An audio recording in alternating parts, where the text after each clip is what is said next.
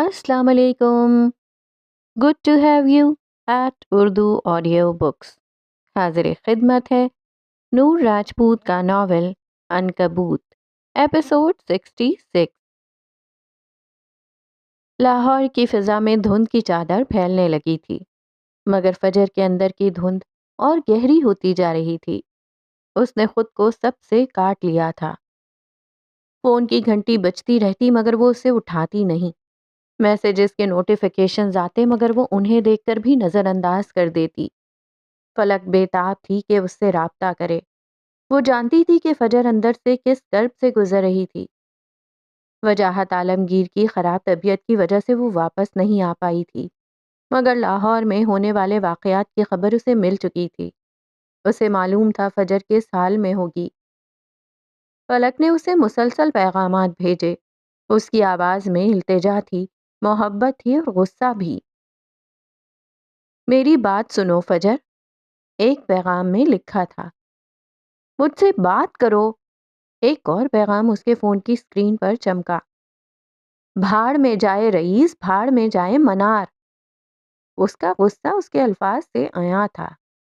یہ خاندان، یہ دشمنی، مجھے فرق نہیں پڑتا، ہم ساتھ رہیں گے.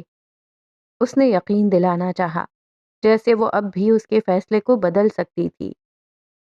میں تمہیں نہیں چھوڑ سکتی. یہ پیغام اس کی بے بسی اور محبت کا اظہار تھا. خود کے اور ہمارے ساتھ ظلم مت کرو. فلک نے اسے سمجھانے کی کوشش کی. پلیز مجھ سے بات کرو. آخری پیغام میں اس کی آواز لرزتی ہوئی محسوس ہوئی تھی. اس نے یہ تمام پیغامات پڑھے. ایک ایک لفظ اس کے دل پر تیر بن کر لگا. اسے فلک کی محبت اور فکر محسوس ہو رہی تھی، مگر اس کے اندر ایک دیوار کھڑی ہو چکی تھی. ایک ایسی دیوار جو اس نے خود تعمیر کی تھی. وہ جانتی تھی کہ فلک صحیح کہہ رہی ہے، مگر وہ اس وقت کسی سے بھی بات کرنے کے قابل نہیں تھی. اس کے پاس کوئی جواب نہیں تھا. اس نے سب کچھ گنوا دیا تھا اور اب وہ اس نقصان کے بوجھ تلے دب چکی تھی. اس نے فون ایک طرف رکھ دیا اور چھت کو گھورنے لگی. فلک کی باتیں اس کے کانوں میں گونج رہی تھیں. ہم ساتھ رہیں گے. لیکن کیسے، جب اس نے خود ہی اپنے ہاتھوں سے سب کچھ تباہ کر دیا تھا؟ ولی چلا گیا تھا اور اس کے ساتھ ہی اس کی زندگی کے سارے رنگ ہی. اب وہ صرف ایک خالی خول تھی، ایک کامیاب CEO جس کی روح ویران تھی.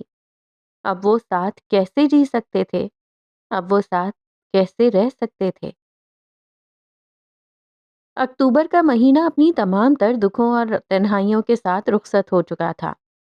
نومبر کی سرد ہوائیں لاہور کی فضا میں رقص کر رہی تھیں اور ولی، جس نے خود کو فجر کی نظروں سے اوجھل کر لیا تھا، ان ہواؤں میں اپنی بے بسی محسوس کر رہا تھا. فجر کے انکار کے بعد اس کی دنیا جیسے تھم سی گئی تھی. وہ نہیں جانتا تھا کہ یہ مہینہ کیسے گزارا. ایک بے نام کرب تھا جو اس کے اندر گونج رہا تھا. اس کی واپسی پر رئیس نے بھی کوئی سوال نہیں کیا تھا، بلکہ وہ خود بھی ایک خاموشی کے خول میں سمٹ گیا تھا. عروضہ کے سامنے بھی ولی نہیں آیا تھا. ہر کوئی اپنے اپنے دکھ میں غرق تھا، اور آج رئیس نے اسے اپنے ہیڈ آفس میں بلا بھیجا تھا. یہ ٹاور جیسے رئیس ہیڈ آفس کی سب سے بالائی منزل تھی، جو صرف اسی کے لیے مخصوص تھی. یہاں لاہور کا شور بھی ایک دھیمی سرگوشی بن کر رہ جاتا تھا.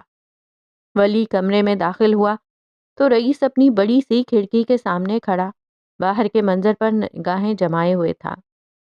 ہلکی ٹھنڈ میں اس نے اونچی گردن والی شرٹ پہن رکھی تھی جو اس کے مضبوط کندھوں پر کسی شاہی لباس کی طرح سجی تھی.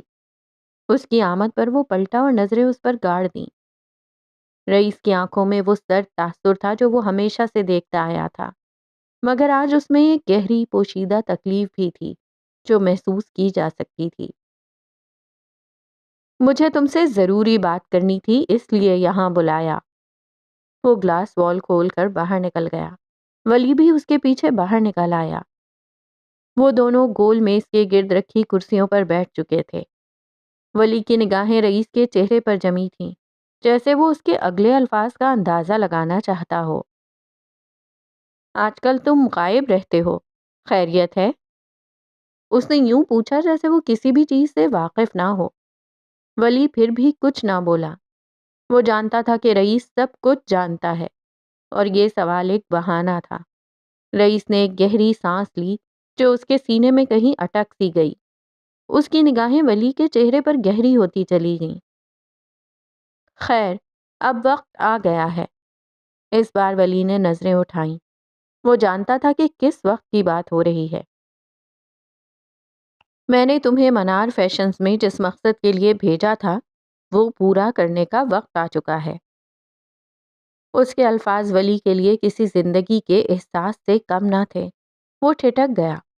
گزرے دنوں میں پہلی بار اسے زندہ ہونے کا احساس ہوا۔ پھر رئیس نے میز کے نیچے سے ایک پستول نکالا اور اسے میز پر رکھ دیا۔ اس کی دھاتی چمک مدھم روشنی میں مزید نمایاں ہو گئی۔ فجر معراج کو ختم کرنے کا آج وقت آ چکا ہے۔ رئیس نے اسے گہری نظروں سے دیکھا، جبکہ وہ یوں بیٹھا تھا جیسے اسے کوئی فرق نہ پڑتا ہو۔ ایک بے حسی تھی اس کے چہرے پر جو رئیس کو مزید پراسرار لگی۔ میں چاہتا ہوں تم اسے مار ڈالو۔ ایک قتل تو کر لو گے نا میرے لیے؟ رئیس نے کہتے ہوئے کرسی سے پشت ٹکائی۔ جانچتی نگاہیں ولی کے چہرے پر تھیں۔ چند لمحوں کے لیے خاموشی چھا گئی۔ اس کے الفاظ کی گونج فضا میں باقی تھی۔ پھر ولی کا ہاتھ اٹھا۔ اس نے دھیرے سے ہاتھ بڑھا کر وہ پستول اٹھا لیا۔ اس نے پستول کو الٹا سیدھا کر کے دیکھا جیسے وہ اس کے وزن کا اندازہ لگا رہا ہو، پھر واپس میز پر رکھا اور ہاتھ کی مدد سے رئیس کی جانب کھسکا دیا۔ ایک عجیب اطمینان تھا اس کے چہرے پر۔ ہاں، کر سکتا ہوں۔ ہر اس شخص کو قتل کر سکتا ہوں جو فجر کی طرف ایک قدم بھی بڑھائے گا۔ اس کا لہجہ سرد تھا، اتنا سرد کہ ریڑھ کی ہڈی میں سنسناہٹ دوڑ جائے۔ اس کے الفاظ میں ایک ایسی لہر تھی جو سامنے بیٹھے شخص نے کبھی محسوس نہیں کی تھی۔ چند لمحے رئیس نے اسے دیکھا اور پھر اس کا قہقہا ابھرا، ایک تلخ، اذیت ناک قہقہا جو اس کی روح کے زخموں سے اٹھ رہا تھا۔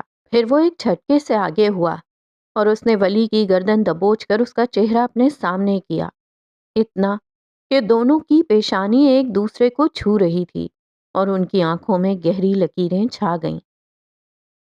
اور تم ایسا کیوں کرو گے؟ رئیس کے الفاظ گہرے اور بوجھل تھے۔ کیونکہ وہ ہماری ہے، اس نے پرسکون انداز میں جواب دیا۔ چہرے پر کوئی خوف یا گھبراہٹ نہیں تھی۔ وہ ہماری نہیں ہے۔ رئیس حلق کے بل غرایا۔ اس کے لہجے میں ایک ناقابل برداشت دکھ اور غصہ تھا، جبکہ ولی کی صحت پر کوئی اثر نہیں ہوا۔ اس کا چہرہ سپاٹ رہا۔ تم نے ایک دشمن کے لیے مجھے دھوکہ کیوں دیا ولی؟ کیوں؟ رئیس نے اس کی گردن پر دباؤ بڑھایا اور پھر ایک جھٹکے سے چھوڑ دیا۔ اگلے ہی پل اس نے پوری قوت سے میز کو دھکا مارا جو ولی کو لگا اور وہ کرسی سمیت نیچے گرا۔ میز اس کے اوپر گر گیا۔ وہ اپنی کرسی سے اٹھ کھڑا ہوا۔ اس کے اندر اتنے دنوں کی آگ جل رہی تھی، وہ اسے بجھا دینا چاہتا تھا۔ اپنے اوپر سے میز ہٹاتا ولی اٹھ کھڑا ہوا۔ اس نے خود سے نادیدہ گرد جھاڑی، جیسے یہ سب کچھ اس کے لیے معمول کی بات ہو۔ فجر معراج کے لیے اس نے بہت مار کھا لی تھی، اب یہ بھی صحیح۔ اب وہ دونوں آمنے سامنے کھڑے تھے۔ خنک ہوا ان کے اندر سے گزر رہی تھی۔ اب اس کو سمجھ آ چکا تھا کہ فجر نے اسے کیوں خود سے دور کیا تھا۔ تم میرے بھانجے ہو، تم اس کی سائیڈ کیسے لے سکتے ہو؟ وہ چلایا۔ اس کی آواز گونج کر رہ گئی۔ یہاں ان کی آواز دور دور تک کوئی نہیں سن سکتا تھا۔ کیونکہ وہ بھی ہماری ہی ہے۔ اس کے اطمینان میں کوئی کمی نہیں آئی۔ اس کے الفاظ نے رئیس کو مزید بھڑکا دیا۔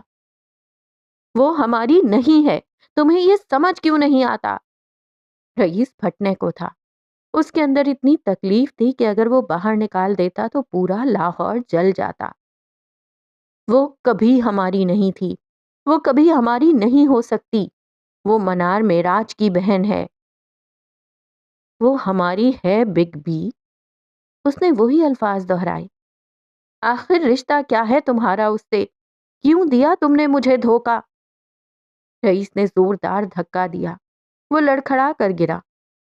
کیوں دیا تم نے مجھے دھوکہ؟ اس نے جھکتے ہوئے اسے گریبان سے پکڑ کر کھینچا۔ اس کی آنکھوں میں سرخ ڈورے ابھر آئے۔ دھوکے کی سزا صرف موت تھی اور وہ اسے مار نہیں سکتا تھا۔ ایک 2 ٹکے کے رشتے کے لیے تم نے مجھے دھوکا دیا۔ وہ اسے جھنجھوڑ رہا تھا۔ اس کا سارا غصہ، سارا دکھ ان جھٹکوں میں تھا جو ولی کو وہ دے رہا تھا۔ کیوں کیا تم نے ایسا؟ اسے جواب چاہیے تھا، تسلی بخش جواب جو اسے بے قصور ثابت کر دیتا۔ وہ بے طرح ہرٹ ہوا تھا، اور بدبختی یہ تھی کہ وہ رئیس اورنگزیب تھا، اپنے ہرٹ ہونے کا ڈھنڈورا نہیں پیٹ سکتا تھا۔ میں نے کوئی دھوکا نہیں دیا آپ کو، وہ پہلی بار چیخا۔ اس کی گونج دور دور تک گئی۔ 2 ٹکے کا رشتہ نہیں، بیوی ہے وہ میری۔ اس کے الفاظ لاہور کی فضا میں نقش ہو گئے۔ رئیس کی یکدم گرفت ڈھیلی پڑ گئی، اس کی آنکھیں پھیل گئیں۔ وہ اسے چھوڑ کر ایک جھٹکے سے پیچھے ہٹا جیسے اسے بجلی کا جھٹکا لگا ہو۔ ولی کے الفاظ اسے بے یقینی کی گہرائیوں میں دھکیل رہے تھے۔ میں نے کسی کو دھوکا نہیں دیا، میں اسی کے لیے یہاں آیا تھا۔ وہ اٹھ کھڑا ہوا۔ 4 سال پہلے جب میں پہلی بار یہاں آیا تھا تب ہم نے کورٹ میرج کی تھی۔ بیوی ہے وہ میری، بگ بی۔ 2 ٹکے کا رشتہ نہیں ہے ہمارا، میں نے کسی کو دھوکا نہیں دیا۔ اس کے گلے میں کانٹے اگائے تھے، جبکہ رئیس ساکت، بے حس و حرکت کھڑا تھا۔ اس کے چہرے پر کسی قسم کا کوئی تاثر نہیں تھا۔ میں آپ کو بتانا چاہتا تھا، مگر آپ کی دشمنی کی وجہ سے خاموش رہا۔ وہ اب خود پر قابو پا رہا تھا۔ مجھے لگا تھا آپ یہ دشمنی ختم کر دیں گے۔ اس کی آواز میں ایک دبی ہوئی تکلیف تھی۔ وہ ہماری ہے، وہ ہماری رہے گی۔ میں جانتا ہوں آپ کے لیے بھی اتنی ہی اہم ہے، اور آپ کا حکم وہ کبھی نہیں ٹالتی۔ اس کی آواز میں ایک درد تھا جو اس کے دل سے اٹھتا ہوا محسوس ہوا۔ اس نے مجھے چھوڑ دیا بگ بی، جس کے لیے میں نے خود کو خوار کر لیا، اس نے مجھے چھوڑ دیا۔ اس کے لیے آپ بہت معنی رکھتے ہیں۔ اس نے مجھے چھوڑ دیا۔ وہ اپنے چہرے پر ہاتھ پھیر رہا تھا۔ آنکھوں میں نمی کی ایک تہ ابھر آئی، جبکہ رئیس تو ساکت کھڑا تھا۔ اس کا دماغ ولی کے الفاظ کو قبول کرنے سے انکاری تھا۔ پھر وہ پلٹا اور رئیس کو دیکھا۔ اس کی آنکھوں میں ایک التجا تھی۔ میں یہاں اپنی ماں کے لیے نفرت ختم کرنے آیا تھا، مگر میں نہیں جانتا تھا کہ آپ کی فجر سے ایسی کوئی دشمنی ہے۔ میں نے آپ کو کبھی دھوکا نہیں دیا۔ ہم تب سے شادی شدہ ہیں جب ہمیں شادی کی اہمیت بھی نہیں پتا تھی۔ رئیس تو یوں کھڑا تھا جیسے سانس نہ لیتا ہو۔ اس کی دنیا ایک پل میں جیسے الٹ گئی تھی۔ پھر وہ آگے بڑھا اور اس نے آگے بڑھ کر رئیس کو گلے لگا لیا۔ اس کا جسم کانپ رہا تھا، مگر اس کی آواز میں التجا اور محبت تھی۔ میں آپ سے پیار کرتا ہوں big B. I am sorry اگر میں نے آپ کا دل دکھایا، پر وہ ہماری ہے اور ہماری رہے گی۔ اسے اپنا لیں پلیز۔ اس کا لہجہ محبت سے بھرپور تھا۔ وہ بہت اکیلی ہے، بہت زیادہ۔ جب تک آپ اسے نہیں اپنائیں گے وہ مجھے نہیں اپنائے گی۔ میں اس سے محبت کرتا ہوں بگ بی۔ میں اس کے بنا جینے کا تصور بھی نہیں کر سکتا۔ پلیز اسے اپنا لیں۔ وہ التجائیں کر رہا تھا۔ چند لمحے یوں ہی گزر گئے۔ پھر رئیس نے ایک جھٹکے سے خود کو چھڑایا اور لمبے لمبے ڈگ بھرتا وہاں سے نکلتا چلا گیا۔ اس نے ولی کو پیچھے اکیلا چھوڑ دیا۔ اس کی نگاہوں میں وہ اذیت تھی جو کسی نے پہلے کبھی نہیں دیکھی تھی۔ وہ اس حقیقت کو برداشت نہیں کر پا رہا تھا کہ اس کا اپنا بھانجا اس کی سب سے بڑی دشمن سے شادی شدہ تھا، دشمن بھی وہ جو اسے جان سے پیاری ہو چکی تھی۔ وہ شخص خود کو طاقت اور تحمل کا پہاڑ سمجھتا تھا، اس وقت اپنے ہی بنائے ہوئے شیش محل میں تنہا کھڑا تھا۔ ولی کے انکشاف نے اس کے وجود میں ایک زلزلہ برپا کر دیا تھا۔ جس لڑکی کو وہ اپنی دشمنی کا نشانہ بنانا چاہتا تھا، جس سے وہ انجانے میں محبت کر بیٹھا تھا، وہ اس کے بھانجے کی بیوی نکلی۔ یہ ایک ایسا سچ تھا جو اسے اندر ہی اندر کھوکھلا کر رہا تھا۔ اس اذیت سے بچنے کے لیے اس نے اپنی آنکھیں سختی سے بند کر لیں، جیسے وہ اس حقیقت سے بھاگنا چاہتا ہو جس نے اسے نگل لیا تھا۔ اس کے کانوں میں ولی کے جملے گونجنے لگے۔ بیوی ہے وہ میری بگ بی، 2 ٹکے کا رشتہ نہیں ہے۔ وہ لڑکھڑاتا ہوا کھڑکی کی جانب بڑھا۔ لاہور کی بلند عمارتیں اس کی نظروں میں دھندلا گئیں۔ وہ ہمیشہ سے ایک فاتح رہا تھا، ایک ایسا شخص جس نے ہر جنگ جیتی تھی، لیکن آج اس نے خود کو ایک ایسی جنگ میں ہارا ہوا پایا تھا جہاں دشمن کوئی اور نہیں، اس کا اپنا دل تھا۔ اس نے اپنا ہاتھ سینے پر رکھا، وہاں ایک گہرا زخم تھا جو ناسور بن چکا تھا۔ میں تمام بھیڑیوں سے بچ گیا، میرا دل مجھے کھا گیا۔ وہ اپنے دونوں ہاتھوں سے کھڑکی کا ٹھنڈا شیشہ تھامے ہوئے تھا، سانسیں تیز ہو رہی تھیں۔ وہ پہاڑوں جیسا مرد جو کبھی اپنی تکلیف کا ڈھنڈورا نہیں پیٹ سکتا تھا، آج اندر ہی اندر ریزہ ریزہ ہو رہا تھا۔ بند آنکھوں کے پردے پر ہیزل آنکھیں ابھریں، ان کے آنسو، ان کی التجا۔ اس نے تڑپ کر آنکھیں کھول دیں اور باہر کے منظر پر نگاہیں جمائیں۔ اس کی آنکھوں میں اب وہ طاقت نہیں تھی، بلکہ ایک گہرا دکھ اور بے بسی جھلک رہی تھی۔ وہ پلٹا اور کمرے میں ادھر ادھر دیکھنے لگا۔ ہر چیز اسے بے معنی لگنے لگی۔ یہ سلطنت، یہ دولت، یہ سب کچھ بیکار تھا اگر اس کی روح میں سکون نہ ہو۔ وہ کرسی پہ گرا، اپنا سر پیچھے ٹکا دیا۔ اس کی آنکھوں سے آنسو نہیں بہہ رہے تھے، مگر اس کے اندر کا سمندر شدت سے ٹکرا رہا تھا۔ وہ لمحہ اس کے لیے تکلیف دہ تھا جب اس کے بھانجے نے اس سے فجر کو اپنانے کی التجا کی تھی، ایک عورت کے لیے جسے وہ خود چاہتا تھا مگر وہ اس کی نہیں ہو سکتی تھی۔ وہ اٹھا اور میز پر رکھے پستول کو دیکھا، وہی پستول جو اس نے ولی کو دیا تھا۔ وہ اس کو چلاتے ہوئے ایک پل بھی نہیں سوچتا تھا۔ اس کی انگلیاں پستول پر پھسلیں اور اسے اٹھا لیا۔ یہ صرف ایک ہتھیار نہیں تھا، یہ اس کی تمام ناکامیوں اور ادھوری خواہشوں کا نشان تھا۔ کاش وہ اسے سالوں پہلے چلا چکا ہوتا، کاش۔ اس نے پستول واپس پٹخ دیا۔ وہ جانتا تھا وہ فجر کو کبھی نہیں مار سکتا۔ وہ اس کی زندگی کا سب سے بڑا تضاد بن چکی تھی۔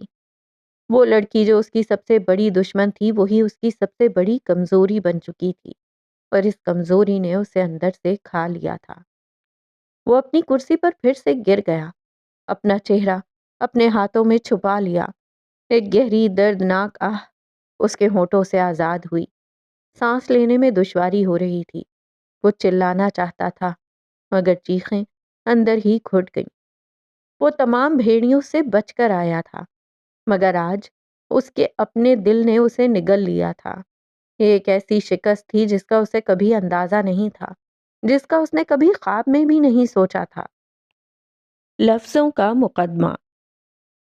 نومبر کی ایک سرد مگر روشن دوپہر تھی، اور جام شوروں میں واقع عالمگیر حویلی کے وسیع صحن میں ایک غیر معمولی خاموشی طاری تھی۔ ہوا میں خنکی تھی، مگر فضا میں ایک تناؤ بھی تھا جو اس خاموشی کو مزید گہرا کر رہا تھا۔ حویلی کے بیچوں بیچ سفید موتیے کی بیلوں کے نیچے ایک بڑی میز کے گرد چند کرسیاں رکھی تھیں۔ ایک طرف فلک بیٹھی تھی، وہ مصنفہ جس کے کرداروں نے ادبی دنیا میں ایک طوفان برپا کر دیا تھا۔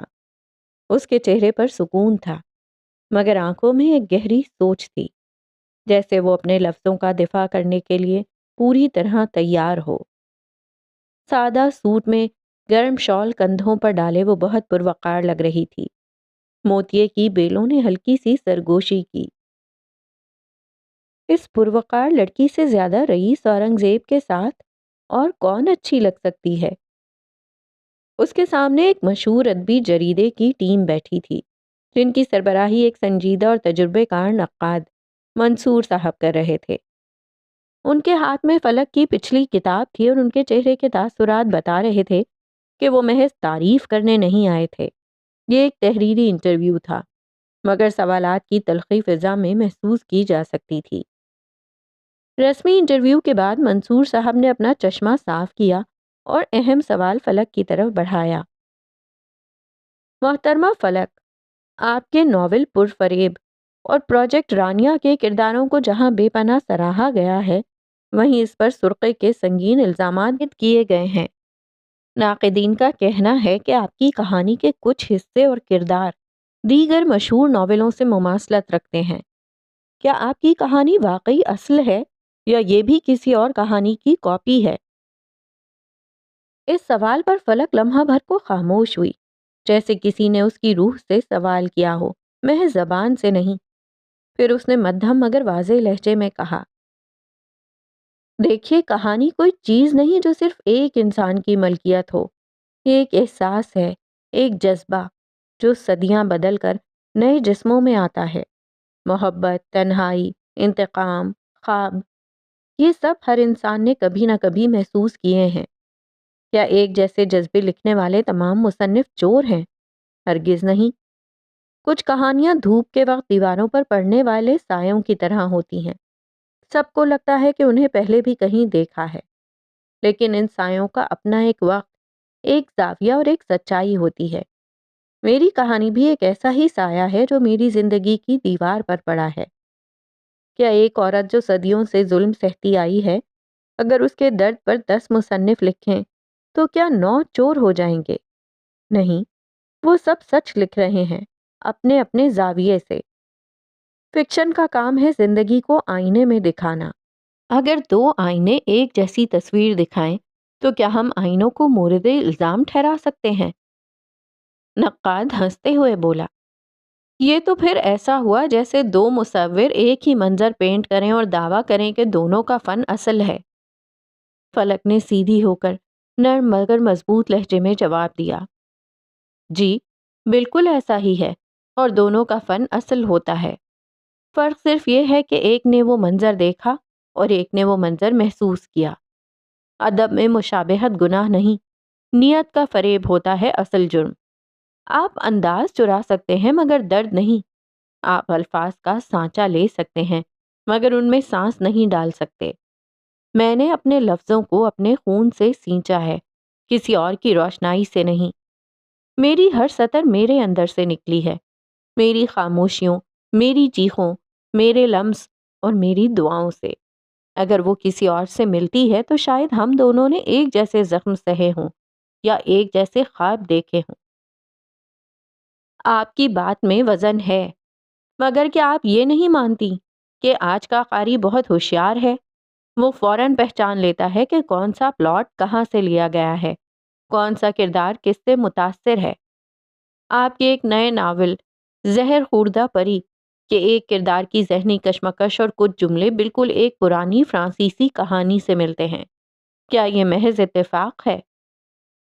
فلک نے پرسکون نظروں سے نقاد کو دیکھا اور جواب دیا، قاری یقیناً ہوشیار ہے، مگر کیا وہ ہر بار پورا سیاق و سباق بھی جانتا ہے؟ اگر میں نے وہ فرانسیسی ناول پڑھا ہوتا تو میں کھلے دل سے تسلیم کر لیتی کہ میں اس سے متاثر ہوں، لیکن میں نے جو لکھا وہ ان راتوں کا نچوڑ ہے جب میری اپنی سانسیں بھی میرے خلاف ہو گئی تھیں۔ کیا ایک جیسی اذیت 2 عورتوں کو 2 الگ دہائیوں میں نہیں ہو سکتی؟ کیا درد کا حوالہ دینا بھی سرقہ کہلائے گا؟ میرے پاس وہ زندگی ہے جسے میں نے جیا۔ اگر وہ کسی اور کی لکھی گئی زندگی سے ملتی ہے تو کیا دونوں غلط ہو گئیں یا دونوں سچ لکھ رہی تھیں؟ اصل تخلیق ظاہری فرق کا نام نہیں، روح کی انفرادیت کا نام ہے، اور روح ہمیشہ منفرد ہوتی ہے، چاہے بدن ایک جیسے ہوں۔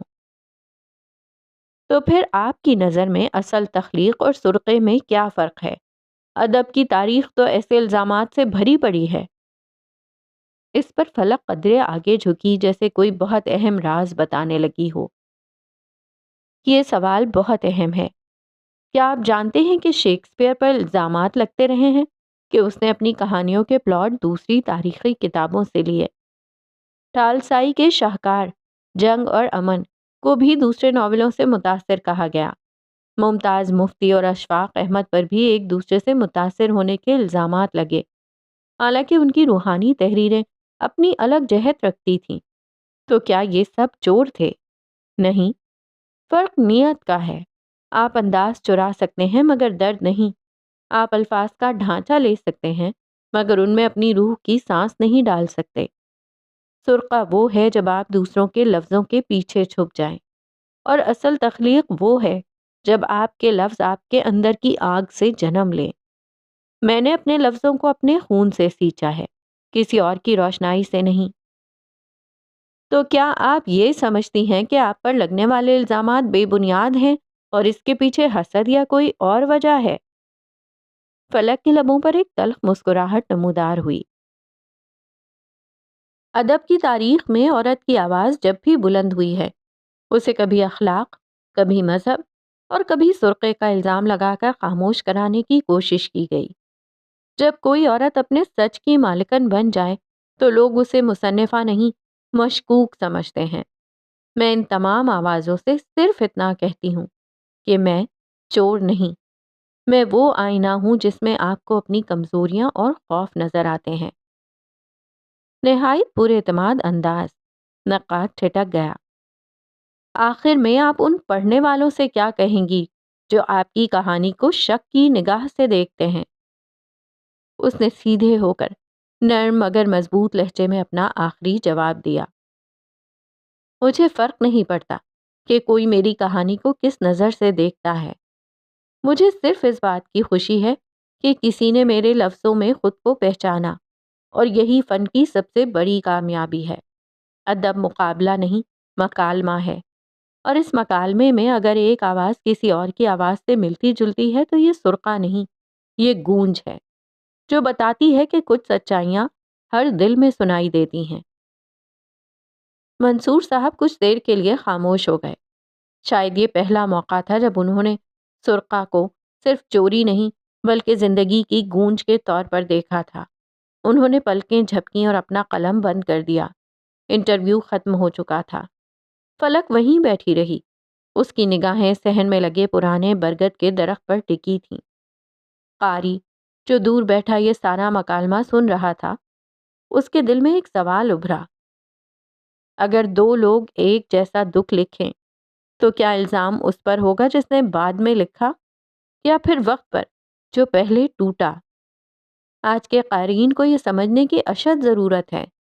ادب صرف تخلیق کا نام نہیں، یہ انصاف، نیت اور جذبے کی گواہی بھی مانگتا ہے۔ فلک عالمگیر نے وہی لکھا جو اس کی راتوں کی اذیتیں تھیں۔ اگر وہ اذیت کسی اور کی بھی تھی تو شاید یہ دنیا ہم سب کو ایک جیسا جلاتی ہے۔ فرق صرف یہ ہے کہ کوئی اسے رو کر سہ لیتا ہے اور کوئی اسے لکھ کر امر ہو جاتا ہے۔ اس کے انٹرویو سے اس کی بہت سی باتیں مشہور ہو گئی تھیں جو سوشل میڈیا پر کچھ اس طرح گھوم رہی تھیں۔ فلک کہتی ہے، میرے لفظ اگر تمہیں کسی اور سے ملتے لگتے ہیں تو اپنی یادداشت پر شک کرو، میری نیت پر نہیں۔ فلک کہتی ہے، میں نے کہانی لکھی، گناہ نہیں، اور اگر عورت کی آواز تمہیں خطرہ لگتی ہے تو یہ تمہارا مسئلہ ہے، میرا نہیں۔ فلک کہتی ہے، چوری وہ کرتا ہے جو خالی ہوتا ہے، میں تو بھری ہوئی ہوں، آنکھوں سے، وقت سے، سچ سے۔ فلک کہتی ہے، ادب میں کوئی پہلا نہیں ہوتا، سب پیچھے سے آتے ہیں، فرق صرف اتنا ہے کہ کچھ خاموش رہتے ہیں اور کچھ فلک بن جاتے ہیں۔ فلک کہتی ہے، جو عورت اپنی کہانی خود لکھتی ہے اسے چور کہنا صرف ایک سستا بہانہ ہے، کیونکہ سچ برداشت نہیں ہوتا۔ فلک کہتی ہے، تم نے لکھنے والوں پر الزام لگا دیا لیکن پڑھنے والوں کی عقل پر نہیں۔ فلک کہتی ہے، کہانی کبھی چرائی نہیں جاتی، وہ خود چن لیتی ہے کہ کس کے ہاتھوں لکھوائی جائے۔ فلک کہتی ہے، میں نے لفظوں سے کپڑے نہیں بنائے، میں نے ان سے زخم ڈھانپے ہیں۔ فلک کہتی ہے، میں نے کہانیاں لکھی ہیں، فیصلے نہیں سنائے، اور تمہیں مجھ پر فیصلہ سنانے کا حق کس نے دیا؟ فلک کہتی ہے، تم اگر سچائی سے خائف ہو تو ادب مت پڑھو، اشتہار پڑھو۔ مجھے جالا نہیں، گھر چاہیے۔ لاہور کی شام گہری ہو رہی تھی۔ فجر گھر کے وسیع و عریض لاؤنج میں مخملی صوفے پر تقریباً بے حس و حرکت بیٹھی تھی۔ باہر ڈوبتے سورج کی آخری روشنی شیشے کی بڑی کھڑکی سے چھن کر اندر آ رہی تھی، اور سامنے دیوار نصب بڑی اسکرین پر پڑ رہی تھی جہاں اس کی اپنی ہی کامیابی کی تاریخ رقم ہو رہی تھی۔ لاؤنج میں ایک خاموش گونج تھی، ٹی وی کی مدھم آواز اور اس کے اندر کا گہرا سناٹا۔ اس کے سامنے شیشے کی میز پر چائے کا کپ رکھا تھا، جو کپ کا ٹھنڈا ہو کر اپنے وجود کا احساس کھو چکا تھا، بالکل اسی کی طرح۔ میز پر دنیا کے نامور فیشن میگزینز بکھرے پڑے تھے۔ ووگ یوکے کے سرورق پر وہ خود موجود تھی، ایک ایسی تصویر جو مشرق کے وقار اور مغرب کی جدت کا حسین امتزاج تھی۔ سرورق پر جلی حروف میں لکھا تھا، Fajr Meraj, not a brand, a voice. Fajr Meraj, ایک برانڈ نہیں، ایک آواز، اور اس کے نیچے کی سطر اس کے وجود کا خلاصہ بیان کر رہی تھی۔ The woman reweaving the silence of the East into the future of fashion۔ مشرق کی خاموشی کو مستقبل کے فیشن میں دوبارہ بننے والی عورت۔ وہ خالی سپاٹ نظروں سے یہ سب دیکھ رہی تھی۔ اس کی آنکھوں کے پپوٹے سوجے ہوئے تھے، جو گزشتہ راتوں کے بے آواز آنسوؤں کی چغلی کھا رہے تھے۔ آج وہ اس مقام پر تھی جس کا خواب اس نے ہمیشہ دیکھا تھا، مگر اس کی روح میں خوشی کی کوئی رمق نہ تھی۔ یہ کامیابی ایک چمکدار چادر کی طرح تھی جس کے نیچے اس کی اپنی ذات ٹھٹر رہی تھی۔ ٹی وی اسکرین پر منظر بدلا۔ لندن کی وہ غیر معمولی پرسکون صبح دکھائی دی، اور پھر the house of Alexander make queen کا شاہانہ دروازہ، جہاں سے وہ چند دن قبل داخل ہوئی تھی، اسکرین پر نظر آتی۔ فجر کے قدموں میں ہلکی سی تھکن تھی، مگر نگاہوں میں ایک فیصلہ کن عزم چمک رہا تھا۔ پھر کانفرنس روم کا منظر ابھرا، جہاں دنیا بھر کے فیشن کے ستون اس کے منتظر تھے۔ اس کا سیاہ لباس، جس کے کندھوں پر شیشے کے دھاگوں کا جال بنا تھا، ٹی وی کی اس روشنی میں بھی جگمگا رہا تھا۔ پھر اس کی اپنی آواز لاؤنج میں گونجی۔ یہ اس کی وہ تقریر تھی جس نے فیشن کی دنیا میں تہلکہ مچا دیا تھا۔ میں ان عورتوں کی نمائندہ ہوں جن کی آوازیں سلائی مشین کی چرچراہٹ میں دفن ہو گئیں، جن کی محنت سے، جن کے پسینے سے فیشن کی دنیا آراستہ ہوئی، جن کی آنکھوں میں بڑے بڑے خواب تھے، مگر ان کے ہاتھ ہمیشہ کپڑا کاٹتے رہے۔ اسکرین پر موجود حاضرین کے چہروں پر احترام اور اعتراف کے تاثرات ابھرے، اور پھر وہ مدھم تالیوں کی گونج سنائی دی جو ایک نئے دور کا آغاز تھی۔ فجر نے نظریں جھکا لیں۔ یہ سب دیکھنا ایسا تھا جیسے کوئی اپنی ہی زندگی کی فلم دیکھ رہا ہو، جس کا مرکزی کردار وہ خود تو ہو، مگر اس کی کہانی کوئی اور لکھ رہا ہو۔ وہ پہلی پاکستانی عورت تھی جسے الیگزینڈر میک کوئین نے voice of eastern women fashion کے لیے چنا تھا۔ وہ کوئی برانڈ ایمبیسڈر نہیں تھی، اسے کپڑے نہیں بیچنے تھے، اسے آواز بننا تھا، اور یہ اتنا بڑا مقام اسے دیا گیا تھا۔ اسی لمحے اس کے کانوں میں ولی کی آواز گونجی، جیسے وہ یہیں کہیں پاس کھڑا ہو۔ میں نے کہا تھا نا تم کر لو گی۔ اس کے ہونٹوں پر ایک تلخ اداس مسکراہٹ بکھر گئی، پھر خود سے سرگوشی کی، اتنی دھیمی کہ شاید اس کے اپنے کان بھی نہ سن پائیں۔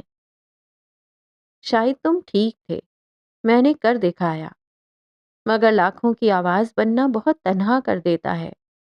جب آپ دوسروں کی کہانیاں سناتے ہیں تو اپنی ذات کی سرگوشی کہیں کھو جاتی ہے۔ لاؤنج کی فضا میں ایک گھٹن سی محسوس ہونے لگی۔ باہر کی بنسبت اندر گرمائش تھی۔ شام مکمل طور پر رات میں ڈھل چکی تھی۔ تبھی اماں کے کمرے کا دروازہ چرچراہٹ کے ساتھ کھلا۔ اس آہٹ پر وہ بری طرح چونکی۔ دل دھک سے رہ گیا۔ فوراً میز سے ٹھنڈا کپ اٹھایا اور کھڑی ہو گئی۔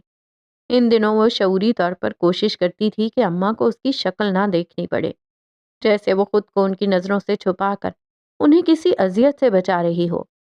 اس نے اماں کو دیکھنا بھی چھوڑ دیا تھا، بات کرنا تو دور۔ مگر آج ایسا نہ ہو سکا۔ بیٹھ جاؤ۔ ایک ٹھہری ہوئی مگر کمزور آواز نے اس کے قدموں کو جکڑ لیا۔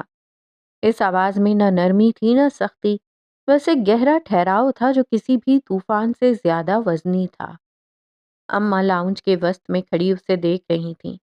اس پورے عرصے میں یہ پہلی بار تھا کہ انہوں نے اسے خود مخاطب کیا تھا۔ فجر نے ایک لمحے کے لیے پلکیں جھپکائیں۔ اس کے چہرے پر کوئی تاثر نہیں تھا، ایک سپاٹ پن، جیسے اس نے اپنے تمام جذبات کو کسی گہری قبر میں دفن کر دیا ہو۔ وہ دھیرے سے واپس صوفے پر بیٹھ گئی۔ اس کا وجود ساکت تھا، مگر اندر ایک طوفان برپا ہونے کو تیار تھا۔ اماں ایک جانب بیٹھ چکی تھیں۔ یہ سچ ہے، تم ہمارے لیے ایک انچاہا وجود تھیں۔ انہوں نے بولنا شروع کیا۔ یہ بھی سچ ہے، ہم نے تمہیں بہت نفرت دی، تمہیں باغی بننے پر مجبور کیا۔ وہ ذرا سا رکیں۔ فجر کی نظریں ابھی بھی ٹی وی اسکرین پر جمی تھیں۔ وہ اماں کو سن رہی تھی مگر دیکھ نہیں رہی تھی۔ یہ بھی سچ ہے کہ تم نے کبھی میری بات نہیں مانی، مگر آج کچھ کہنا چاہتی ہوں۔ وہ اسے دیکھ رہی تھیں، جس کی آنکھوں میں آنسو جم چکے تھے۔ اس یخ بستہ نومبر نے اسے بھی جما دیا تھا۔ تمہیں مکڑیاں ہمیشہ پسند رہی ہیں نا؟ عجیب لگتی تھی مجھے تمہاری یہ پسند، مگر اب سمجھ میں آیا تم خود بھی تو ایک مکڑی جیسی ہو گئی ہو۔ فجر نے چونک کر سوالیہ نظروں سے اماں کو دیکھا۔ تمہیں پتا ہے مکڑی کا گھر کمزور کیوں ہوتا ہے؟ اس نے سر ہلایا، جیسے وہ جواب جاننا چاہتی ہو۔ اماں کی آواز جیسے صدیوں پرانی کتاب سے نکل رہی تھی۔ مکڑی کے جالے میں ہنر ہوتا ہے، باریکی ہوتی ہے، مگر مضبوطی نہیں ہوتی، اور وہ کمزوری صرف اس لیے ہے کہ اس میں شراکت نہیں۔ مکڑی جب جالا بناتی ہے، اپنا گھر بنا لیتی ہے تو فوراً بعد اپنے پارٹنر کو باہر پھینک دیتی ہے، مار دیتی ہے، وہ اسے ختم کر دیتی ہے، جیسے وہ محض ایک ضرورت تھا، نہ کہ حصے دار۔ انہوں نے مکڑی کے گھر کا قصہ سنایا۔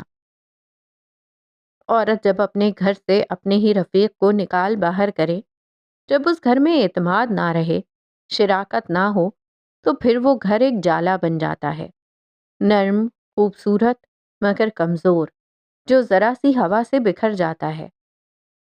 فجر کے دل میں کچھ چبھا، کچھ عجیب سا احساس جاگا۔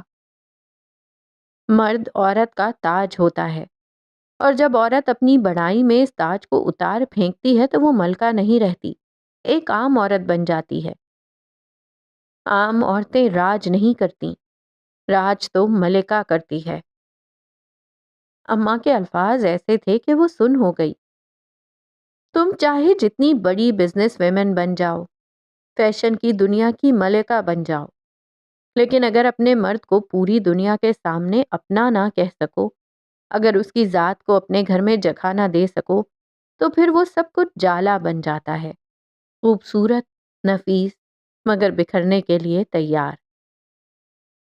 چند پل کی خاموشی چھا گئی۔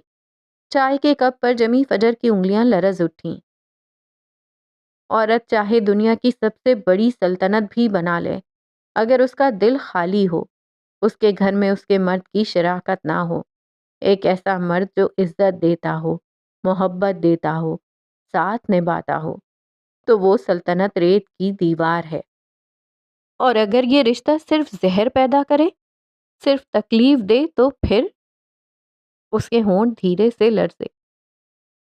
تو عورت کا کام ہوتا ہے فرق جاننا، تکلیف اور انا میں، کمی اور کمزوری میں۔ عورت صرف جذبات نہیں، عقل بھی ہے۔ اسے مروت سے، وقار سے، نرمی سے اپنا گھر سنوارنا آنا چاہیے، اپنے مرد کو اپنا کہنا آنا چاہیے، اون کرنا آنا چاہیے، اور جہاں اون نہیں ہوتا وہاں رائس بھی نہیں ہوتا۔ یہ عورت اماں نہیں تھیں جنہوں نے زندگی کے 25-26 سال ان پڑھ ہونے کا ناٹک کرتے گزار دیے۔ یہ عورت ترنم عالمگیر تھیں، اپنے وقت کی مشہور ایڈوکیٹ۔ لاؤنج میں خاموشی پھیل گئی، مگر یہ خاموشی گونگی نہیں تھی۔ مکڑیاں جالا بناتی ہیں، عورتیں گھر۔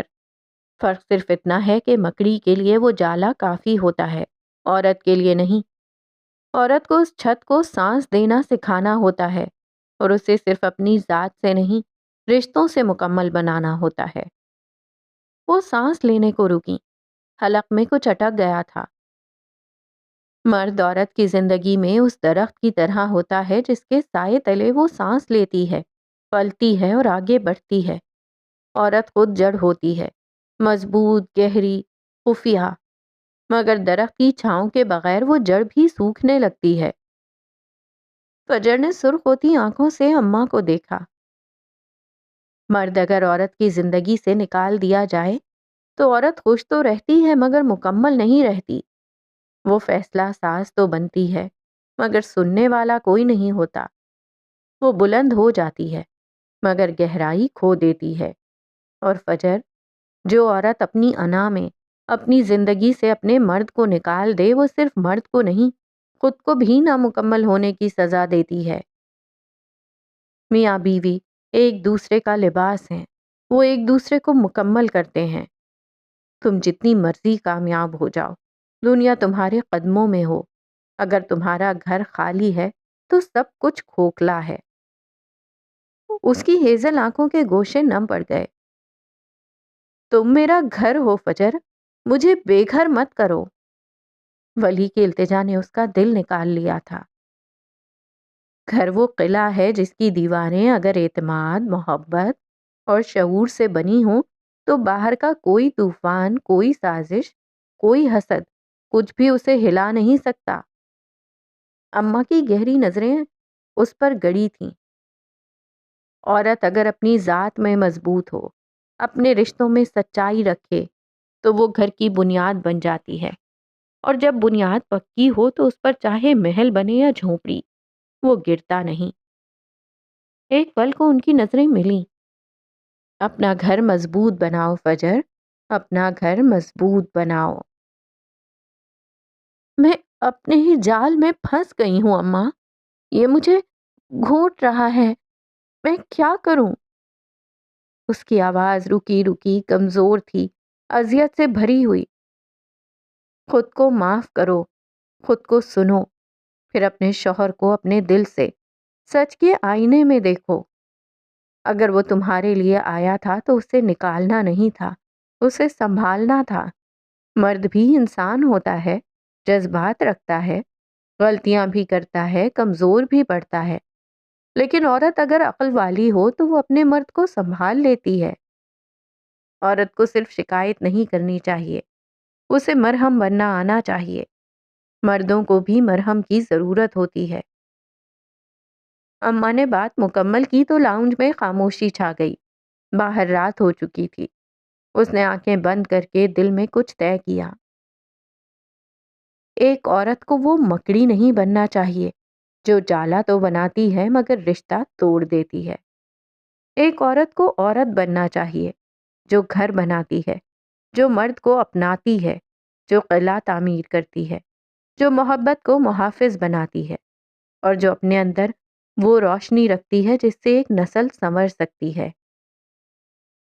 اس وقت فجر نے پہلی بار ولی کے نہ ہونے کو کامیابی نہیں، خالی پن کے آئینے میں دیکھا، اور پہلی بار اسے احساس ہوا کہ اسے جالا نہیں، گھر چاہیے تھا۔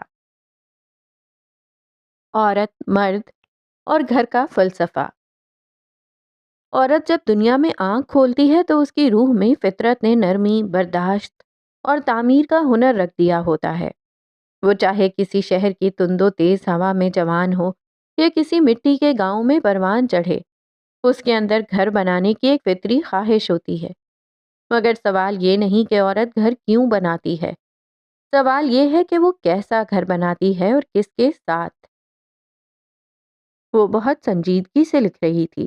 اس کی انگلیاں تیزی سے کی بورڈ پر پھسل رہی تھیں۔ شہد رنگ آنکھوں میں گہری چمک تھی۔ گھر صرف اینٹوں کی دیواریں اور چھت نہیں ہوتا۔ گھر وہ جگہ ہے جہاں ایک عورت خود کو سب سے زیادہ پہچانتی ہے۔ اس کی ہنسی، اس کی تھکن، اس کی خاموشی، سب گواہی دیتی ہے کہ وہ زندہ ہے۔ مگر گھر تبھی بنتا ہے جب اس میں ایک مرد ہو، وہ مرد جو صرف نام کا نہیں، مقام کا ہو، جو عورت کے برابر کھڑا ہو، اس کے لفظوں کا سامع، اس کے خوابوں کا محافظ اور اس کے ظرف کا آئینہ ہو۔ مرد عورت کی زندگی کی وہ دیوار ہے جس سے وہ خود کو ٹیک دیتی ہے۔ وہ دروازہ ہے جو دنیا کے شور سے بچاتا ہے۔ وہ صدا ہے جو اس کی خاموشی میں گونجتی ہے۔ عورت چاہے کتنی بھی مکمل ہو، اگر وہ اپنے دل کے کونے میں کسی مرد کی غیر موجودگی کو چھپا کر جیتی ہے تو وہ کمرہ ہمیشہ خالی رہتا ہے۔ ایک عورت کو اپنے مرد کو اپنا کہنا آنا چاہیے۔ اپنانا یعنی اون کرنا صرف دعویٰ نہیں، ذمہ داری ہے۔ یہ اس بات کا شعور ہے کہ مرد بھی کمزور ہو سکتا ہے، تھک سکتا ہے، لڑکھڑا سکتا ہے، اور عورت اگر واقعی عقل والی ہو تو وہ مرد کی کمزوری کو تحقیر نہیں، پردہ دیتی ہے، وہ اسے اوپر اٹھاتی ہے، گرتے وقت تھامتی ہے، اور کبھی ایسا نہیں ہونے دیتی کہ وہ خود کو اس گھر میں غیر محفوظ سمجھے۔ ایک گھر میں عورت کا ظرف یہ نہیں کہ وہ سب جھیل لے، بلکہ یہ ہے کہ وہ جانتی ہو کہ کیا جھیلنا ہے اور کیا چھوڑ دینا ہے۔ وہ خود کو فنا نہیں کرتی، بلکہ ایسا گھر بناتی ہے جو دونوں کے وجود کو مکمل کرے۔ عورت کو گھر بناتے وقت چند باتیں ہمیشہ یاد رکھنی چاہیے۔ رشتے انا سے نہیں، فہم سے بنتے ہیں۔ محبت عزت کے بغیر خاموش ہو جاتی ہے۔ برداشت کمزوری نہیں، بلکہ عورت کی وہ حکمت ہے جو ایک نسل کو سنوار سکتی ہے۔ گھر کا سکون عورت اور مرد کی زبان، لہجے اور نگاہ سے جڑا ہوتا ہے۔ مرد کو عزت دینی چاہیے، لیکن اندھا تقدس نہیں۔ محبت دینی چاہیے، لیکن خود ہی بیچ کر نہیں۔ عورت اگر اپنے گھر کو ایسا قلعہ بنا لے جہاں مرد کو پناہ ملے، بچوں کو امن اور خود کو پہچان، تو پھر دنیا کا کوئی طوفان، کوئی زخم، کوئی سازش اس کی بنیاد کو ہلا نہیں سکتی۔ عورت صرف رہنے کی جگہ نہیں بناتی، وہ جینے کی جگہ بناتی ہے۔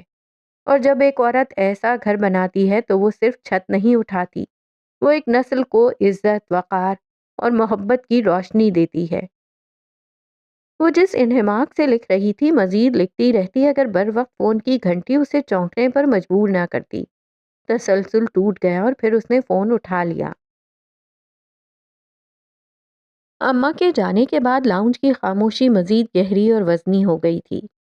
یہ اب خالی پن کی خاموشی نہیں تھی، بلکہ انکہے الفاظ، تلخ سچائیوں اور ایک ایسی حقیقت سے گونج رہی تھی جس سے فجر ہمیشہ بھاگتی رہی تھی۔ اماں کے الفاظ مکڑی کے جالے کی طرح اس کے ذہن میں بنتے جا رہے تھے، اور ہر دھاگا اسے اپنی ہی تنہائی میں جکڑ رہا تھا۔ وہ صوفے پر بت بنی بیٹھی تھی، نگاہیں سامنے بجھے ہوئے ٹی وی کی سیاہ اسکرین پر تھیں، جہاں اب صرف اس کا اپنا عکس نظر آ رہا تھا، ایک تھکا ہوا، ٹوٹا ہوا عکس۔ اسی لمحے میز پر رکھے اس کے فون کی اسکرین روشن ہوئی، اور اس کی وائبریشن نے بھاری خاموشی کو چیر دیا۔ وہ جیسے کسی گہرے سمندر سے سطح پر آئی ہو۔ ایک جھٹکے سے اس نے فون کی طرف دیکھا۔ اسکرین پر فلک کا نام جگمگا رہا تھا۔ نوٹیفیکیشن بار پر 2 میسیجز تھے۔ اس کا دل دھک سے رہ گیا۔ وہ جا رہا ہے فجر۔ پہلا پیغام ایک تیر کی طرح اس کے دل میں پیوست ہوا۔ اسے روک لو، وہ چلا گیا تو پھر نہیں آئے گا۔ دوسرا پیغام اس کے وجود پر بجلی بن کر گرا۔ اس کے اندر کی جمی ہوئی برف یکدم چٹک گئی۔ وہ ایک جھٹکے سے اٹھ کھڑی ہوئی۔ ہاتھ کپ کپا رہے تھے اور رنگت ایسی سفید پڑ گئی جیسے جسم میں لہو کی ایک بوند بھی نہ ہو۔ وہ جانتی تھی، شدت سے جانتی تھی کہ بات کس کی ہو رہی تھی۔ اس نے لرزتے ہوئے بمشکل فون ان لاک کیا اور فلک کا نمبر ملایا۔ ہر رنگ ایک صدی کے برابر تھی۔ دوسری طرف سے فون اٹھا لیا گیا۔ کہاں جا رہے ہیں وہ؟ اس کی آواز میں وہ خوف اور بےتابی تھی جو اس نے کبھی خود میں محسوس نہیں کی تھی۔ یہ تمہیں پتا ہونا چاہیے۔ دوسری طرف سے فلک کی آواز غیر معمولی طور پر پرسکون اور ٹھہری ہوئی تھی۔ کہاں ہیں وہ؟ مجھے بتاؤ۔ اس کی آواز بھیک مانگنے جیسی تھی۔ مجھے کیسے پتا ہوگا فجر؟ فلک نے نرمی مگر کاٹ دار لہجے میں کہا۔ وہ تمہارا شوہر ہے، تمہارا گھر ہے، تمہیں پتا ہونا چاہیے کہ وہ تمہیں کہاں ملے گا۔ یہ کہہ کر اس نے فون بند کر دیا۔ کال کٹنے کی بیپ فجر کے کانوں میں سائیں سائیں کرنے لگی۔ اس کے پیروں تلے سے زمین نکل گئی۔ تمہارا شوہر، تمہارا گھر، یہ الفاظ ہتھوڑوں کی طرح اس کے سر پر برس رہے تھے۔ وہ جا نہیں سکتا تھا، وہ اسے اس طرح خالی کر کے نہیں جا سکتا تھا۔ ایک لمحے کی مکمل بے حسی کے بعد اس کے اندر سے ایک گرجدار آواز ابھری، ایسی آواز جو مہینوں سے اس گھر نے نہیں سنی تھی۔ بانو! اماں کے کمرے سے متصل دروازہ ایک چرچراہٹ کے ساتھ کھلا اور بانو سہمی ہوئی سر پٹ بھاگتی ہوئی آئی۔ جی فجی باجی! وہ فجر کی حالت اور آواز کی شدت سے گھبرا گئی۔ میری گاڑی کی چابی لاؤ جلدی! اس کے حکم میں ایک وحشت تھی۔ بانو جی کہتی ہوئی کسی مشن پر نکلی سپاہی کی طرح سیڑھیوں کی جانب بھاگی۔ اس دوران فجر نے صوفے پر پڑی اپنے گہرے رنگ کی چادر اٹھا کر بے پرواہی سے کندھوں پر لپیٹ لی۔ پیروں میں گھر کی نرم چپلیں ہی تھیں۔ وہ مسلسل ولی کا نمبر ملا رہی تھی جو بند جا رہا تھا۔ ہر بار مشین کی آواز اس کے دل پر ایک نیا گھاؤ لگاتی۔ اس کا پورا جسم بے جان ہو رہا تھا، مگر اس کے اندر کوئی چیز اسے بھاگنے پر مجبور کر رہی تھی۔ بانو بھاگتی ہوئی آئی، اس کا سانس پھولا ہوا تھا۔ فجر نے اس کے ہاتھ سے چابیاں جھپٹیں اور تیز تیز قدموں سے بھاگتی ہوئی لاؤنج سے باہر نکل گئی۔ چند لمحوں بعد رات کی خاموشی کو چیرتی ہوئی گاڑی کے سٹارٹ ہونے کی آواز ابھری اور پھر پہیوں کی چیخ کے ساتھ وہ گیٹ سے نکل گئی۔ پیچھے صرف سناٹا رہ گیا۔ اللہ جی، سب ٹھیک کر دیں۔ بانو نے وہیں کھڑے کھڑے ہاتھ اٹھا کر دعا مانگی۔ فجر کی گاڑی لاہور کی سرد سڑکوں پر بے تابی سے بھاگ رہی تھی۔ اس کی آنکھوں کے سامنے منظر دھندلا رہے تھے۔ اس کا رخ گردیزی ٹیکسٹائل کی طرف تھا، مگر اس فیکٹری کی طرف نہیں، بلکہ اس بس اسٹاپ کی طرف جہاں وہ اس سے پہلی بار ملی تھی۔ وہ جگہ ان کے رشتے کا نقطۂ آغاز تھی۔ 15 منٹ جو اسے 15 صدیوں جیسے لگے کے بعد وہ وہاں پہنچ چکی تھی۔ بس اسٹاپ اس وقت بالکل سنسان تھا اور نومبر کی ٹھنڈی ہوا ویرانی کو مزید بڑھا رہی تھی۔ گاڑی کی ہیڈ لائٹس کی تیز روشنی میں وہ نظر آیا۔ بینچ پر بیٹھا ایک تنہا وجود۔ اس نے اپنی کیپ سر پر اڑی ہوئی تھی اور اس سے کچھ فاصلے پر اس کا چھوٹا سا ہینڈ کیری بیگ رکھا تھا، جیسے کسی آخری سفر کا خاموش اعلان ہو۔ فجر نے کچھ فاصلے پر ایک جانب اپنی گاڑی روکی اور انجن بند کر دیا۔ دھڑکتے دل کے ساتھ وہ گاڑی سے باہر نکلی۔ ٹھنڈی ہوا کا ایک جھونکا سیدھا اس کی ہڈیوں میں گھس گیا۔ اس نے اپنی چادر کو مضبوطی سے اپنے گرد لپیٹا اور اس کی جانب بڑھی۔ اس کے قدم آہستہ تھے، مگر ان میں ایک عزم تھا۔ وہ اس کے قریب پہنچی اور پھر کچھ فاصلے پر اسی بینچ کے دوسرے کونے پر بیٹھ گئی۔ ولی نے سر نہیں اٹھایا۔ کئی لمحے یوں ہی گزر گئے۔ دونوں میں سے کوئی کچھ نہ بولا، بس ٹھنڈی ہوا کی سرسراہٹ اور دور سے آتی ٹریفک کی مدھم آواز تھی۔ فجر کو ٹھنڈ کا شدت سے احساس ہونے لگا۔ وہ ایک دم کھڑی ہو گئی، پھر اس نے اپنے کندھوں سے شال اتاری، اس کے قریب ہوئی اور شال کا ایک کونا اس کے کندھوں پر ڈال کر دوسرا کونا اپنے گرد لپیٹتی ہوئی اس کے بالکل ساتھ بیٹھ گئی۔ اب وہ دونوں ایک ہی شال میں تھے۔ میں ٹھیک ہوں، تمہیں مجھے ڈھانپنے کی ضرورت نہیں ہے۔ اس کا لہجہ موسم کی طرح سرد تھا، مگر اس کی قربت سے اس کے اندر جمی برف کا ایک ٹکڑا پگھل ضرور گیا تھا۔ میں تمہارا لباس ہوں، تمہیں ڈھانپ سکتی ہوں۔ فجر کا لہجہ بھیگا ہوا تھا۔ اس ایک جملے نے ولی کے گرد جمی برف میں دراڑیں ڈال دیں۔ کچھ دیر بعد اس کی آواز سنائی دی۔ تم کہاں جا رہے ہو؟ اس نے تلخی سے جواب دیا۔ ایک بے گھر انسان کہاں جا سکتا ہے؟ وہ شکوہ کنا تھا۔ وہ اسے اتنے دنوں بعد دیکھ رہی تھی۔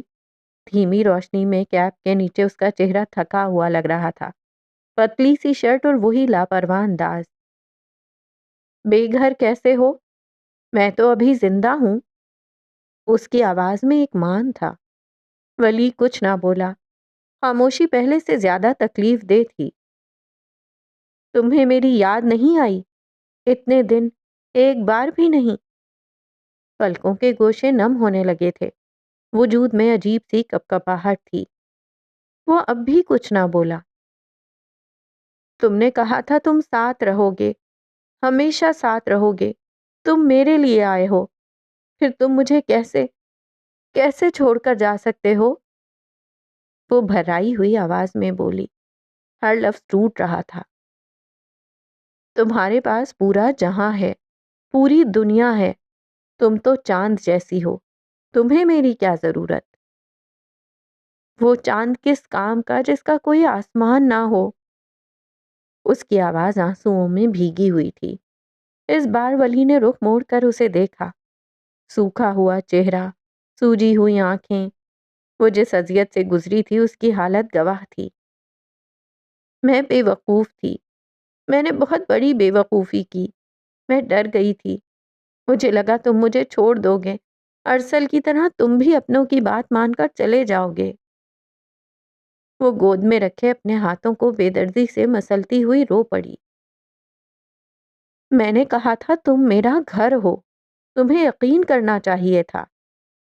اس کی آواز میں اب خفگی تھی۔ میں بہت ڈر گئی تھی، بہت زیادہ۔ فجر معراج ڈرنے والوں میں سے نہیں، ڈرانے والوں میں سے ہے۔ اس نے حقیقت سے پردہ اٹھایا۔ میں پھر بھی ڈر گئی۔ وہ منہ بھینچ کر بولی، میں نے سوچا اس سے پہلے کہ تم مجھے چھوڑو، میں تمہیں چھوڑ دیتی ہوں۔ میں اس اذیت سے دوبارہ نہیں گزرنا چاہتی تھی۔ تمہیں ایسا کیوں لگا؟ ولی کی آواز میں دکھ تھا۔ میں ایک دنیا جیت کر تمہیں چھوڑنے کے لیے تھوڑی آیا تھا۔ تو پھر کیوں جا رہے ہو؟ اس سوال پر وہ خاموش ہو گیا۔ میں نے تمہیں ہر جگہ ڈھونڈا، تم نے خود کو غائب کیوں کر لیا تھا؟ تمہیں پتا ہے نا تم میرا سیف ہیون ہو۔ تمہیں احساس بھی تھا کہ میں کیسے رہوں گی، کیسے وقت گزاروں گی؟ وہ اب الٹا اسی سے شکوے کر رہی تھی۔ ملازمین کو نکال کر، اور کیسے؟ ولی کے برجستہ جواب پر اس نے چونک کر سر اٹھایا۔ اس کی آواز میں اب ایک طنز کے ساتھ ایک سرد حقیقت بھی تھی۔ جانتا ہوں تم نے کتنے ملازمین کو نکالا ہے، تم بہت بے رحم ہو فجر۔ ہاں تو مجھے غصہ آتا ہے، دل کرتا ہے سب کچھ تہس نہس کر دوں۔ تم کیوں گئے؟ میں کہوں گی اور تم چلے جاؤ گے؟ تم جھوٹے ہو، آئی ہیٹ یو۔ واللہ وہ کتنی بڑی ڈرامے باز تھی۔ یہاں وکٹم وہ تھا اور وہ خود وکٹم بن گئی تھی۔ ولی نے بمشکل اپنی مسکراہٹ ضبط کرتے ہوئے گہری سانس لی۔ تم نے کہا تھا چلے جاؤ، تپانا والا انداز۔ میں کہوں گی تو تم چلے جاؤ گے؟ وہ حلق کے بل چلائی، آنسو اس کے گالوں پر بہنے کو تیار تھے۔ پہلے بھی آپ کا ہی حکم مانتا آیا ہوں میڈم۔ وہ اپنی کتھئی آنکھوں کی چمک چھپاتے ہوئے بولا۔ Shut up, I hate you. وہ اب کسی بچے کی طرح پھوٹ پھوٹ کر رو رہی تھی۔ اس کی تمام کامیابیاں، اس کا سارا وقار، اس کا مضبوط خول، اس ٹھنڈی رات میں اس سنسان بس اسٹاپ پر اس ایک شخص کے سامنے آنسوؤں میں بہہ گیا تھا۔ میڈم، ایسے مت بولیں، میں شادی شدہ ہوں، میری بیوی سنے گی تو کیا کہے گی؟ اس کی غیر متوقع شرارتی آواز۔ فجر نے روتے روتے سر اٹھا کر اسے دیکھا۔ تمہیں احساس ہے بیوی کا؟ وہ پھٹی پھٹی آواز میں چلائی۔ تمہیں پتا ہے اس کی کیا حالت ہوئی ہے؟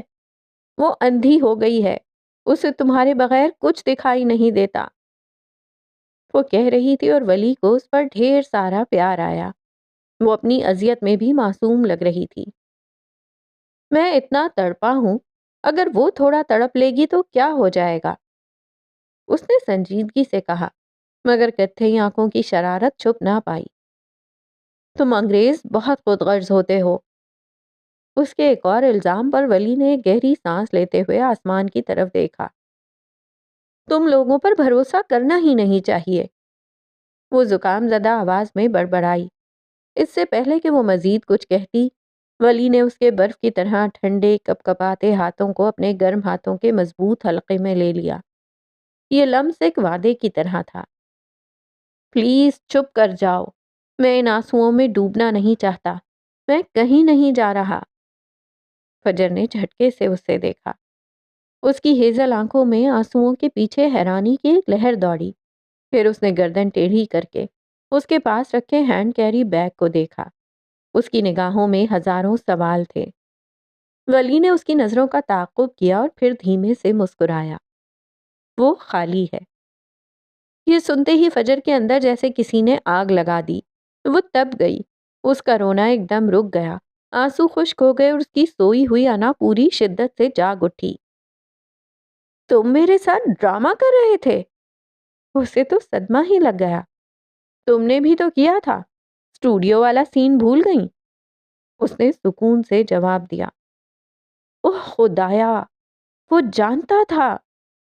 فجر کا چہرہ جو آنسو اور سردی سے سفید پڑ رہا تھا، اب شرمندگی اور غصے سے سرخ ہو گیا۔ تو اب تم مجھ سے بدلہ لوگے؟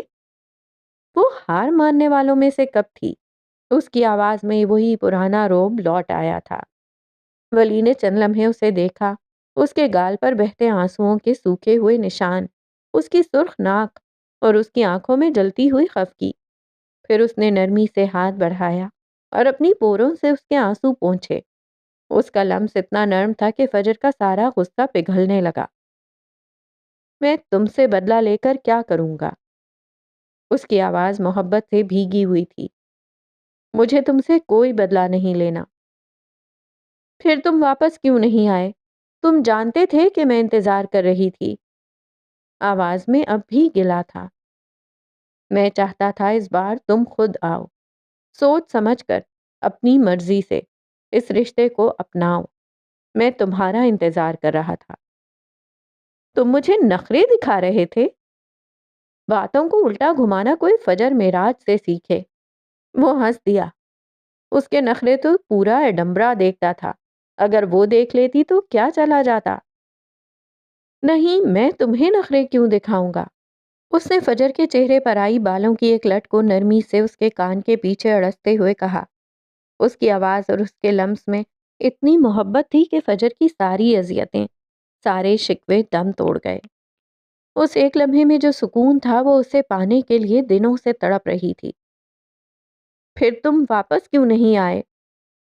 وہ اب بھی وہیں اٹکی تھی، مگر اب آواز میں ضد نہیں، صرف ایک معصومانہ سوال تھا۔ آئی ایم سوری، مجھے واپس آ جانا چاہیے تھا۔ دوبارہ ایسا نہیں ہوگا۔ اس نے اتنی نرمی سے کہتے ہوئے اس کا یہ جواز بھی ختم کر دیا کہ فجر کے پاس کہنے کو کچھ نہ رہا۔ وہ چند لمحے بس اسے دیکھتی رہی، اس کی کتھئی آنکھوں کو، اس کے چہرے پر مدھم ہو چکے نشان کو، اس کے پورے وجود کو، جس کے ایک لمس کے لیے وہ اتنا تڑپی تھی۔ اور پھر اس احساس کے ساتھ کہ وہ کتنی محفوظ ہے، وہ دوبارہ پھوٹ پھوٹ کر رو دی۔ اس نے اپنا سر اس کے بازو سے ٹکا دیا، مگر یہ آنسو مختلف تھے۔ پوری دنیا میں صرف یہ شخص تھا جو اس سے محبت کرتا تھا، اور وہ اسے ہی گنوانے جا رہی تھی۔ اس نے اپنے ہاتھ اس کے بازو کے گرد لپیٹ لیے اور خوفزدہ ہو کر مزید شدت سے رو دی، اسے کھونے کے ڈر سے۔ اگر وہ واقعی چلا جاتا تو؟ اس نے کتنی بڑی ناقابل تلافی غلطی کر دی تھی۔ پلیز رونا بند کرو، پلیز فجر۔ اسے اس طرح ٹوٹ کر روتے دیکھ کر ولی کے ہاتھ پاؤں پھول گئے۔ اس نے فجر کے چہرے کو اپنے دونوں ہاتھوں میں تھاما اور اسے چپ کروانے لگا۔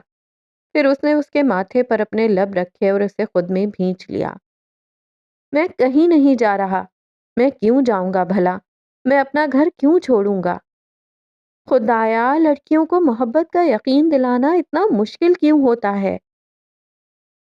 تم وائس آف ایسٹرن ویمن ہو، تم روتی ہوئی اچھی نہیں لگتی۔ مجھے نہیں چاہیے وہ سب، بھاڑ میں جائے سب۔ وہ خفگی سے بولی۔ ایسی کامیابی کا کیا فائدہ جس میں وہ نہیں تھا؟ پھر اس نے سر اٹھایا۔ تم سچ میں کہیں نہیں جا رہے تھے؟ اسے اب بھی یقین کی ایک اور خوراک چاہیے تھی۔ وہ مسکرایا۔ میرا پاسپورٹ رئیس مینشن میں پڑا ہے۔ یہ سن کر فجر نے اسے گھور کر دیکھا۔ اس کا مطلب تھا کہ یہ سارا منصوبہ، یعنی فلک کا منصوبہ، سوچا سمجھا تھا۔ اس کے چہرے پر خفگی ابھری، مگر اب اس میں غصہ نہیں، صرف شکایت تھی۔ تو یہ سب ڈرامہ مجھے سبق سکھانے کے لیے تھا؟ وہ خفا ہوئی۔ یاد دلانے کے لیے کہ تم ایک جالا نہیں، گھر بنانے کی طاقت رکھتی ہو، اور گھر میں شراکت ہوتی ہے، ڈر نہیں۔ میں دیکھنا چاہتا تھا کہ میری فجر معراج اپنی کامیابی کے پیچھے اپنی ذات کی سرگوشی کو دوبارہ سن سکتی ہے یا نہیں۔ وہ مان سے بتا رہا تھا۔ اماں کہتی ہیں مکڑی جالا بناتی ہے اور عورت گھر، اور تم کیا بنانا چاہتی ہو؟ اس نے اس کی ٹھوڑی پکڑ کر اس کا چہرہ اوپر اٹھایا۔ گھر تمہارے ساتھ، مضبوط لہجہ۔